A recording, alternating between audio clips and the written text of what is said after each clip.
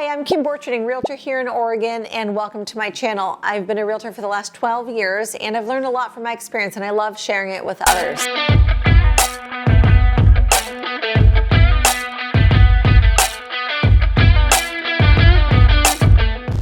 So today we're going to be talking about buying an old house and some things you really need to know. So it's really important when you're buying an old house that you know what you're getting into. Now for me, I've loved owning old homes, and I've owned many, and I've owned ones that I've done nothing to, and I've owned ones that I've remodeled and put a lot of effort into. Now the thing about buying an old home, it's like buying an old car, and you have different components and systems in the house that age at different times. So you really need to ensure, number one, when you're buying an old house, get a really good inspection. It's super important. And make sure that they're evaluating, the roof, the siding, the gutters, the electrical, the panel, the crawl space, the furnace, the AC system, the drainage on the property. A lot of things to know about buying an old house. So it's really important to have a good inspection.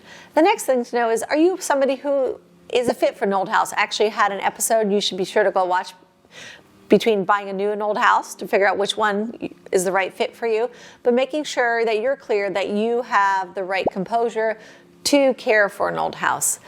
Number three is you really need to make a maintenance schedule in a house. Like I said, the different components are aging at different times. So I really advise my clients when they're buying an old house simply to lay out the next 5 years and what that maintenance schedule looks like, and also make sure you're budgeting for that. So if that roof only has 3 years left, make sure you're budgeting for a roof replacement. Roof replacements, again, of course, depending on the house, anywhere at $10,000, $20,000 on average in the city of Portland on a mid-size house. But you're budgeting for a roof or the electrical, the plumbing. So creating a maintenance schedule for the next 5 years. The next important thing is make sure that you save all your records. It's really important now, not only for your own purpose, but if you're going to go sell the house, it's really a benefit to have all the records of the work that you did for the house. And it shows the new buyer that you've been maintaining the house.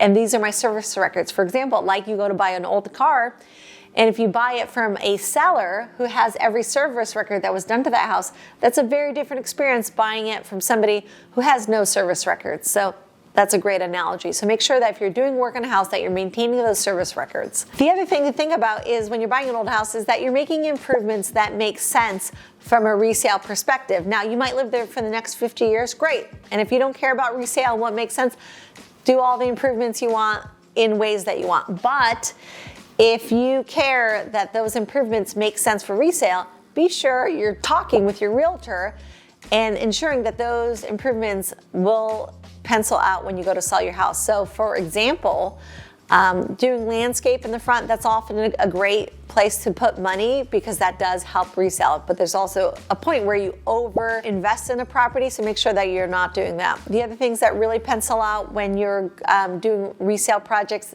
new bathrooms, new kitchens, that's typically an easy one. But also there's a fine line of over-investing in a kitchen as well as a bathroom. So I just simply recommend making sure that you have a trusted advisor like your realtor who can talk through the improvements you're thinking of making sure that you're staying within a budget that will pencil out when you go to resale. Now again, you may never plan to sell, but sometimes that perfect job shows up in 2 years from now, and you want to make sure that you're on the right side of things when you do go to sell. So those are my tips about buying an old house. If you have any other questions or I can be of assistance, you can find my contact information below in the description. And always feel free to use me as a resource. And be sure to subscribe to my channel to be notified of future episodes.